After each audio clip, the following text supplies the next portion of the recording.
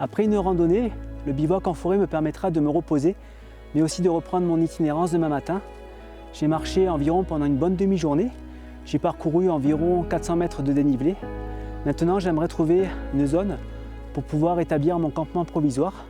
Pour y passer la nuit, j'aimerais faire aussi un feu pour me réchauffer, mais aussi pour pouvoir me restaurer.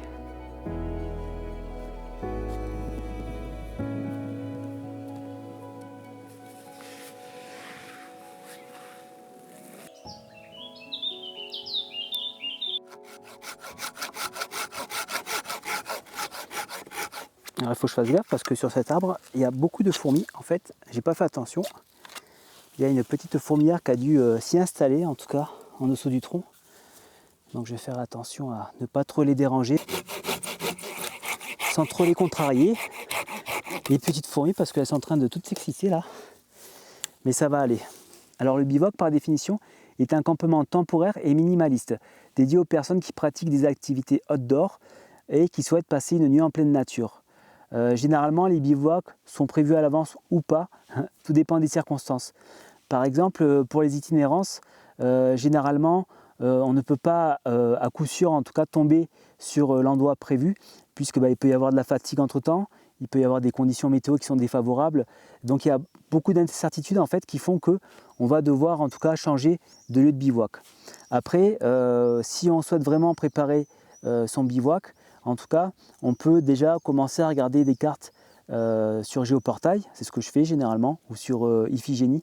J'aime bien parce qu'on peut avoir des cartes hygiène et les cartes hygiène en tout cas permettent de donner la topographie du secteur.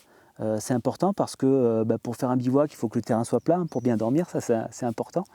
Après ça permet aussi d'avoir l'information sur l'état en tout cas des lieux, si il y a une forêt, s'il n'y en a pas, si ce sont plutôt des feuillus, des conifères, tous ces éléments pourront nous dire que on pourra peut-être trouver du bois ou pas. Ça c'est important aussi, par exemple si on veut faire un feu de camp, c'est toujours utile en tout cas d'avoir du bois à proximité. Après aussi on peut avoir l'information d'avoir de l'eau, des cours d'eau temporaires, provisoires, on peut le voir sur la carte en tout cas, ou des cours d'eau en tout cas qui sont présents tout au long de l'année. Ça permet aussi de voir si on peut avoir un point d'eau à proximité en tout cas de la zone de bivouac.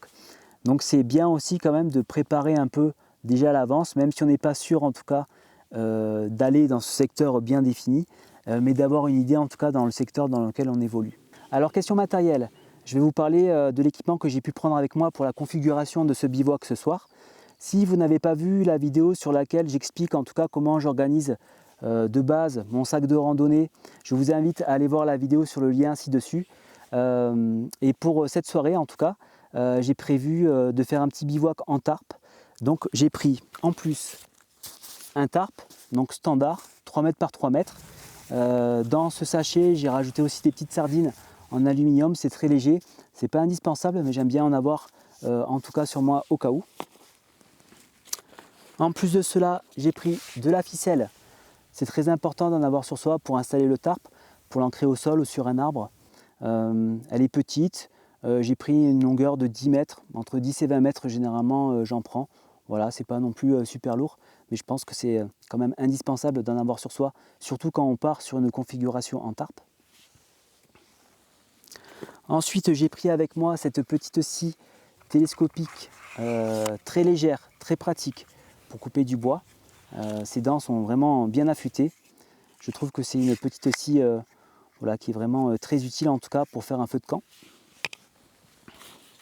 Alors ça, c'est pour le confort. Je me suis pris un petit coussin gonflable. C'est pas ce qu'il y a de plus lourd en tout cas, mais c'est agréable quand même de dormir dans de bonnes conditions. En tout cas, la belle étoile. Et au moins, ça permet d'avoir un petit support, ça permet de mieux voir les étoiles. Ensuite, le sac de couchage. Donc c'est un sac de couchage vraiment de base. C'est pas le plus léger, c'est pas le plus chaud. En tout cas, celui-là, c'est un confort 1 degré, mais ça suffira amplement, en tout cas, pour passer la nuit de ce soir, puisque la météo a prévu une température aux alentours des 10 degrés. Donc ça sera amplement suffisant.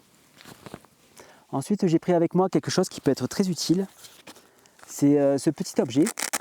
Il s'agit d'une petite pelle en inox. Elle est très robuste, elle est assez légère et ça permet de faire le foyer, par exemple, du feu de camp Ça permet de creuser des trous. Je trouve que c'est ultra pratique en tout cas quand on fait un bivouac. Et moi je n'arrive plus à m'en passer en tout cas. Après j'ai prévu aussi de prendre ce tapis de sol standard. Il fait 2 mètres de long je crois sur 1 cm d'épaisseur. Voilà, donc ça sera un peu plus de confort en tout cas pour passer la nuit sous le tarp.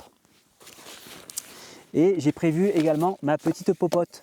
Voilà, pour faire bouillir de l'eau, ça sera parfait. En tout cas, je vais le mettre directement dans le feu. Et dedans, j'ai rangé du thé. Voilà, ça sent bon le thé à la fraise. Donc ça va me donner envie en tout cas de faire un bon thé pour ce soir.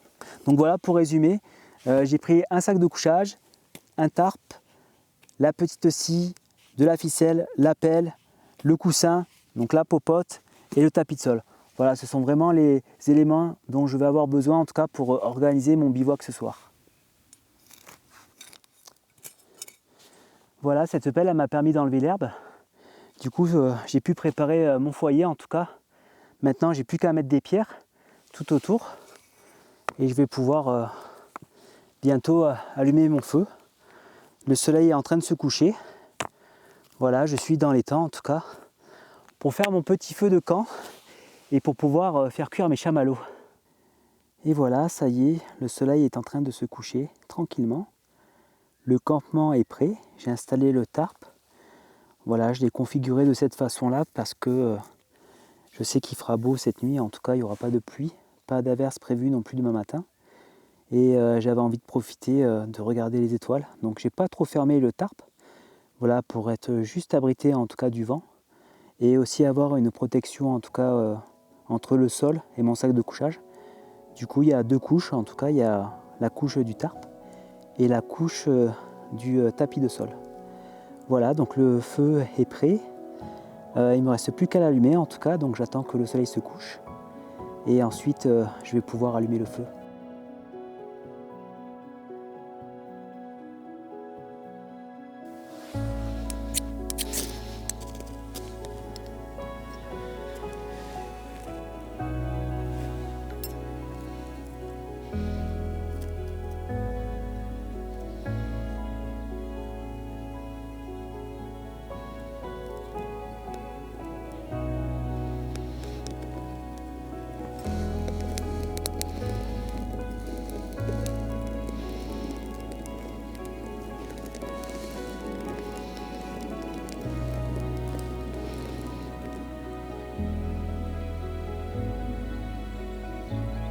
Voilà, c'est une tradition, à chaque fois que je fais des bivouacs, j'en profite pour faire cuire des chamallows.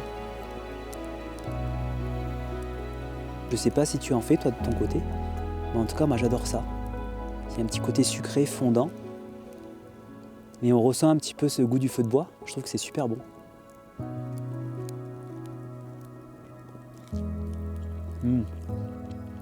Et voilà, mission accomplie, le camp est monté, le tarp est installé avec le tapis de sol, le sac de couchage. Le feu de camp est en train de s'enflammer. Voilà, maintenant il ne reste plus qu'à attendre la nuit noire pour pouvoir observer les étoiles. Un petit pouce bleu pour la chaîne et n'hésite pas aussi à me laisser un petit commentaire pour savoir comment tu fais pour organiser ton bivouac et notamment avec un tarp. Le but c'est de partager et d'échanger nos idées. A très bientôt pour une prochaine vidéo. Ciao ciao.